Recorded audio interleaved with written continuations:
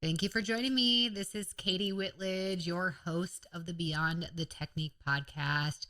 Today we're talking about recruiting red flags. What are the red flags that you need to keep an eye out for? Are you ready to increase your retention and revenue and convert website traffic to clients? Then you're ready for Maya. Maya is a marketing and client recruitment software. Maya creates better business relationships by pairing the right clients with the right beauty professionals. How do we do it? A matchmaker. Your brand will have its own unique matchmaking survey. By pairing people based on their skill set, budget, personality, and lifestyle preferences, Maya creates lasting relationships that keep both sides coming back for more. You don't get a second chance to make a first impression. Pair the right clients with the right beauty pros the first time. Visit joinmaya.com to get started. I'm going to tell you right now that next week I'm going to be sharing green lights. When you're recruiting, what are those green lights? Like, wow, you are it. So the positives are coming next week. But let's dive into this. This is a little bit of a tough topic because we are all, raise your hand if you are trying to recruit. Yes, we all are. We all are, and we should be all the time. Coming up later today, if you have an opportunity, I am going to be doing a web event for PBA, the Professional Beauty Association, on building your best team this year. So I'm going to dive a little more into some of the tactics to grow the number of recruits you have the ability to hire. I will start by sharing that between two of my salon locations, we hired and kept 18 new team members in 2023. So we know a thing or two about recruiting beauty industry professionals. Specifically today, though, I want to help you with identifying red flags so that you don't waste all this time with the wrong people. Now, let me preface that when you are hiring, I do recommend that you move quick, that you are quick to hire. And it used to be slow to fire.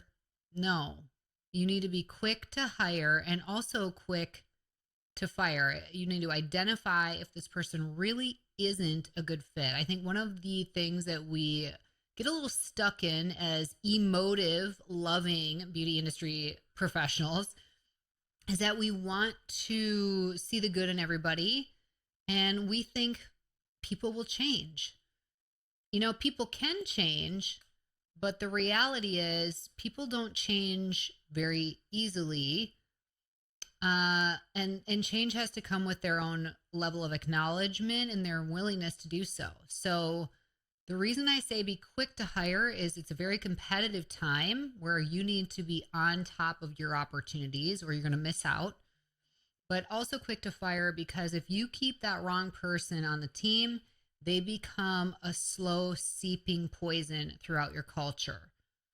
And that is not good for anybody. In long term, there's more pain in that than if you were taking that painful moment of letting somebody go. Sometimes you need to believe people when they show you who they are. So one of the things I want to share before they even get to an interview part of your hiring process, I really want you to notice their work history. Have they held a job for more than a year? Or are they kind of staying on average about a year? Maybe a little less, maybe a little more, but that's the average. When I see that, to me, that is a red flag. This person doesn't know what it means to be loyal to a brand or stick it out. So automatically that, to me, that's a red flag and I don't want to move forward with them. Another red flag is when you actually get to the phone interview part of your hiring process. Now, if you don't have a phone interview, then maybe this is in person, but I would highly recommend a phone interview because it will help you save so much time. In fact, during this web event, I would encourage you to save yourself even more time before a phone interview and really try to siphon through candidates through your online application.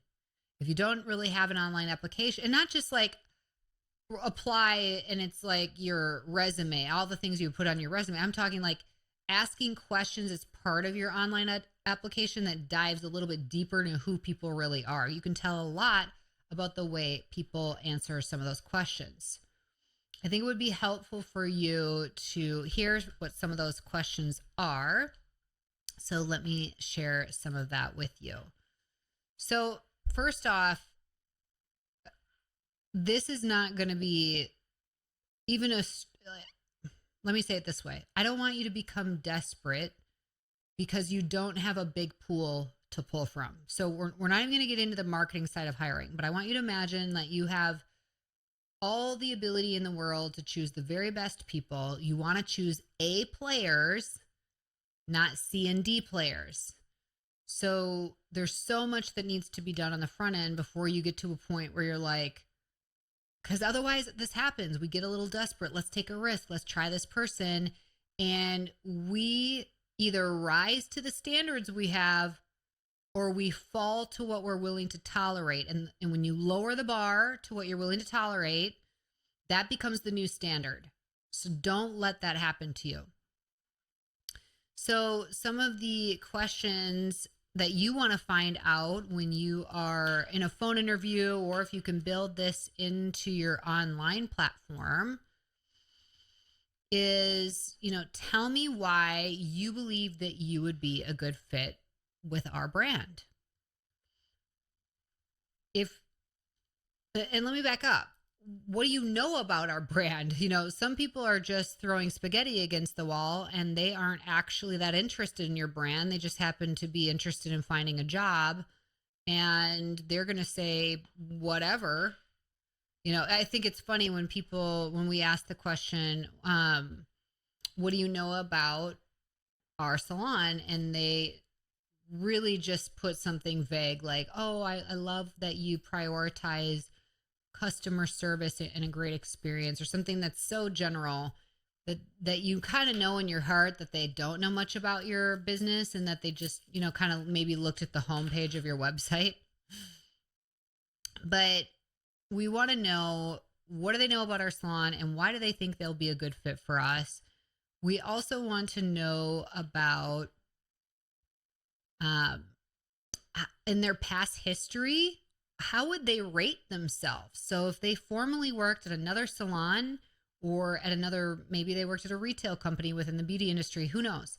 But I want to know what that company is. How would your former employer or management team, leadership team, how would they rate your performance on a scale of 1 to 10, 10 being phenomenal? And if people say, here's the thing, it's a red flag if they say I'm a 10, because it's like you want to find somebody that's humble enough to say, am I ever a 10? Like I always want to strive to do better. But let's just say they say, 7, tell me more about that. What would make it a 10? When you say what would make it a 10, you're going to find out those little things that have happened.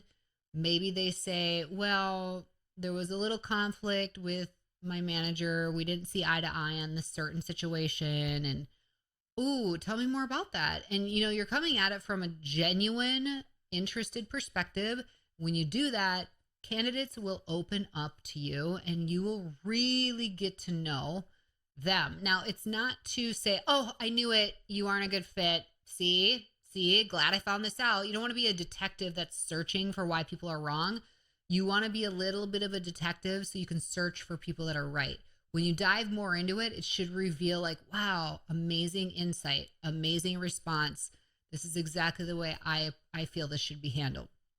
We also ask, what best describes you? And we build in personality profiling into our online hiring. We do this because I know that there are certain personalities that might struggle a little bit more in certain positions than others. If we're looking for hairstylists, high S on the DISC personality profile are very, very strong candidates because what they want to do is take care of people. They are steady Eddies, people you can depend on. Typically, they're all about the people and they are highly, highly supportive people. asking, you know, do they make decisions quickly or do they take their time to make sure they've thought of everything? Have they, is getting results important to them, or is supporting people important to them, or maybe inspiring people is important to them, or you know what, doing my job well is important to me. You're going to identify, gosh, if somebody says doing my job well is important to me and you are hiring them for a highly analytical, detail oriented position, that's the kind of answer I know will pair well with this position. Okay, so I know I'm not really talking red flag specifically, but what I'm talking about is you really got to identify, is this person a great fit or not? What I love to see is what they believe their greatest strengths are professionally. It gives me insight. Do they think beyond the technique? Okay. And you know what I mean by that? Like, are they bringing up the way they communicate, the way they connect with clients? Are they bringing up technical skills? Do they say their greatest strength is haircutting? It's just interesting for me to review where their perspective is. And on the same side, or on the flip side of that, I ask, what are you not good at professionally, or maybe not interested in doing professionally? There again, when you, especially in person, I ask this question twice. We have it built into our online application. And then I also ask this question in person, because if they say they're not interested in doing perms, that's, you know, a very typical answer when people think from, oh, behind the chair perspective. But when I hear more about their experiences and, you know, does it show me that this person hasn't done something more than a few times if it didn't come naturally to them? Does that tell me, are they coachable? Are they willing to push through that season of being in infancy in their technical craft? Are they willing to work towards becoming better? Have they experienced failure and handled that well? It's just super interesting. Let's just imagine now you've gotten through the phone conversation, you're in person. First off, the biggest piece of advice I can give you, whether you're over the phone or in person, is to say this phrase. Tell me more about that. Oh, tell me more about that. I see this all the time, especially with leadership teams. You give your leaders a list of questions that they should ask in an interview, and we pigeonhole ourselves into a box, and we literally just go down it like it's some sort of quiz we have to take. Oh, question 1. Tell me a time you've been irritated with people. Oh, okay. I can see that. Great. Thanks. They write down your answer and I'm on to the next question. Take your time and really get to know the person. Hey, tell me something that kind of irritates you about people. I mean, we all have those things that irritate us. And then you're diving into that person a little bit deeper, and they say, you know, it irritates me if people are gossip. I don't want to be in an environment with drama. That's awesome. Have you ever experienced a time where you were in an environment with drama? Yeah, I have. I went through this experience. So you're taking these basic questions and you're turning them into an opportunity to dive into them. It might be the podcaster in me where I love to interview and learn from others, but consider yourself somebody you're walking away really knowing this person. I think sometimes we speed through the interview process, ask literally just what's on the paper in front of us. And then when the person starts, we're like, whoa, I thought I knew this person, but they are totally different than they were in the interview. Has it ever happened to you? Yes, because we don't take the time to dive a little bit deeper into who people are. You never want to cross certain boundaries, of course, but you can, I'll ask people like, wow, you have great work ethic. Where do you think that came from? And then they're like, well, and they tell me all about their life. That's so cool. Like, now I have a real glimpse of who you are and where you came from. And by the way, I think the right people really appreciate that. They want to be known on a deeper level because we are in a relationship industry. Other red flags, when you're in the interview setting and you hear consistent feedback where it's a negative, it's like, gosh, this happened.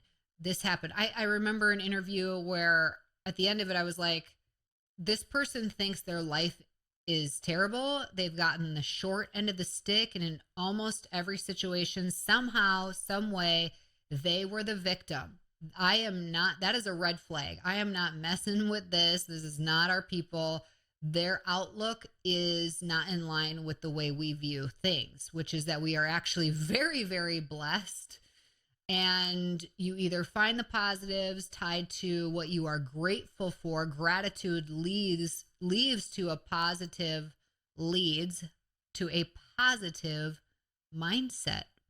And so complaining or gearing towards negative outcomes in their conversation, red flag. Big red flag for me when we have an interview if somebody's late. If somebody is late, red flag. Like, you're telling me right now, this is the way you roll. And I can't just chalk it up that this is a fluke. You have to really trust people when they show you who they really are. Another red flag is if somebody tries to just reschedule last minute. Or worse, they don't show up on time and you contact them and they're like, this all of a sudden thing happened. I mean, it's the same with clients. Would we ever tolerate that?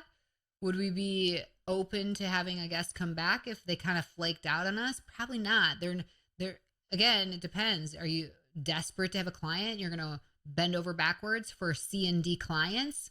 Or do you just understand that they're good?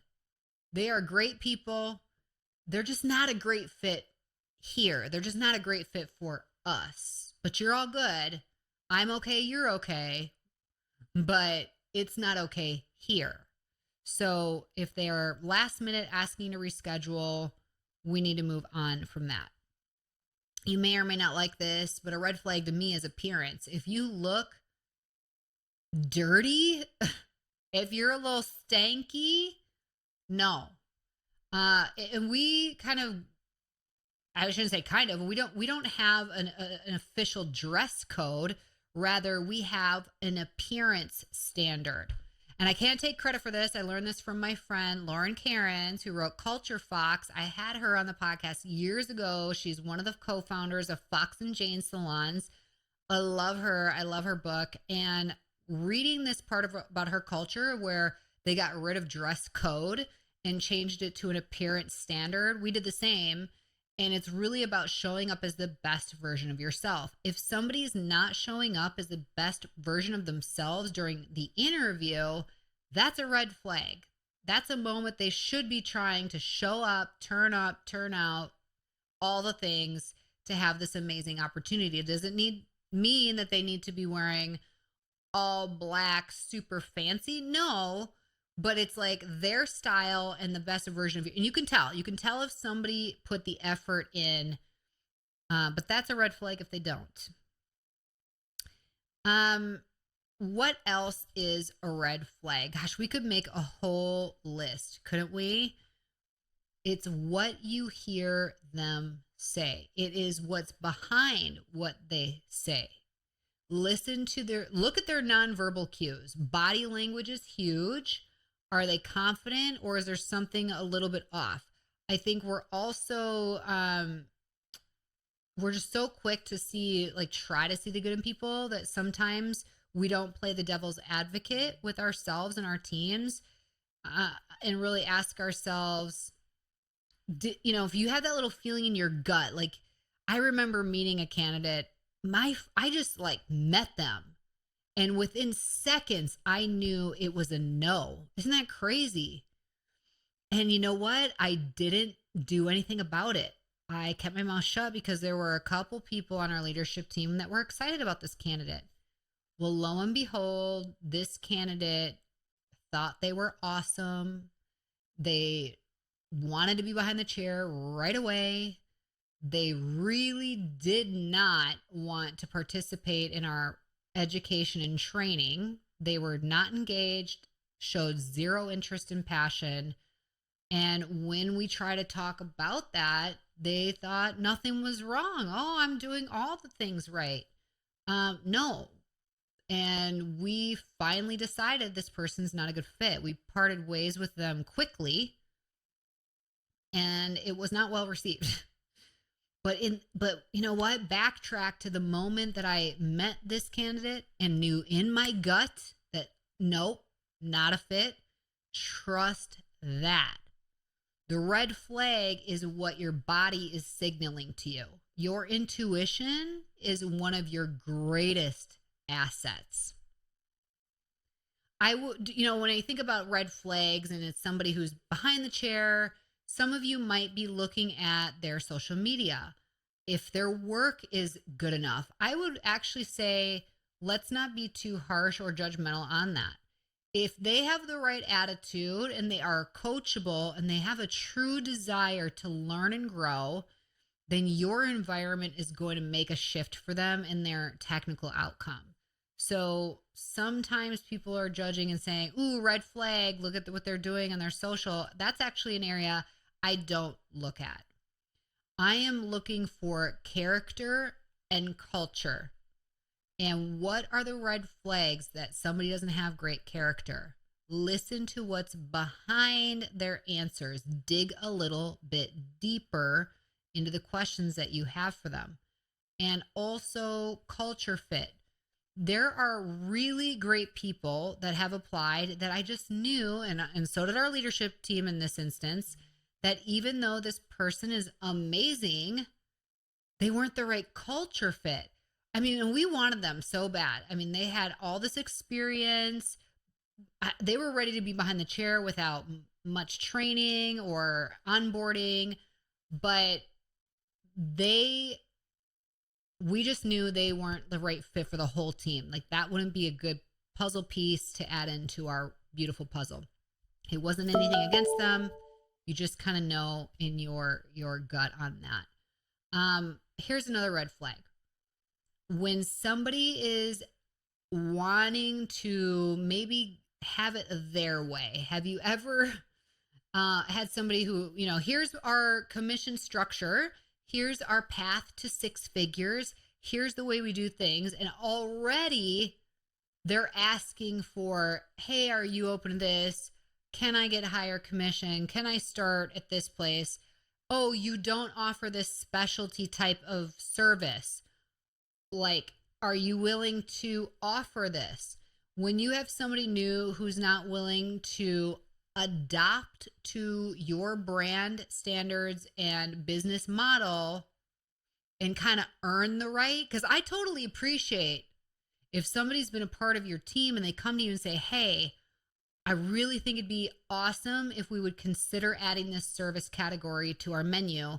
Here's what I'm seeing. Here's why I think this would be great.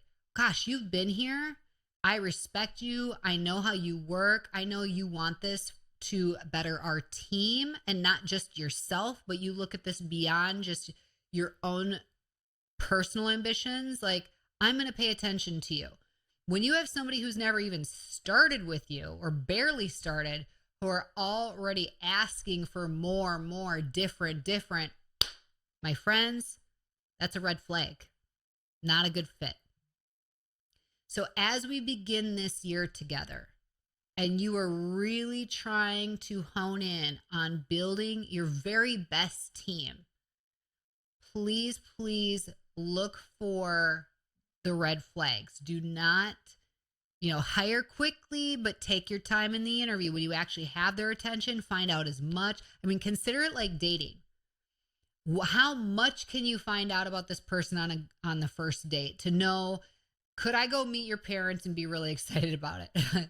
I mean, you want to get that personal without overstepping boundaries. Like, of course, I'm never going to ask you about what's your age. That's none of my business. And that doesn't even matter.